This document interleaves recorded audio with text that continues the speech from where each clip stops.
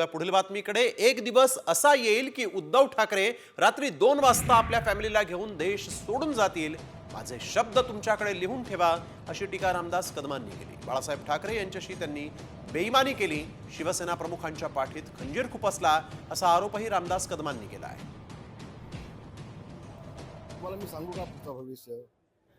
एक दिवस असा येईल की उद्धव ठाकरे रात्री 2 वाजता आपल्या फॅमिलीला घेऊन गपचूप संबंध देश सोडून जातील। लिहून ठेवा तुमच्या शब्द माझे। बाळासाहेबांशी त्यांनी जो बेईमानी केली, शिवसेना प्रमुखांच्या पाठीत खंजीर खुपसलाय, त्यांनी पाप केलंय, ते पापाच्या फाशी त्यांना भोगावंच लागेल। वळूया पुढील बातमीकडे। एक दिवस असा येईल की उद्धव ठाकरे रात्री 2 वाजता आपल्या फॅमिलीला घेऊन देश सोडून जातील। माझे शब्द तुमच्याकडे लिहून ठेवा, अशी टीका रामदास कदमांनी केली। बाळासाहेब ठाकरे यांच्याशी त्यांनी बेईमानी केली, शिवसेना प्रमुखांच्या पाठीत खंजीर खुपसला, असा आरोपही रामदास कदमांनी केला आहे। तुम्हाला मी सांगू का पुढचं भविष्य?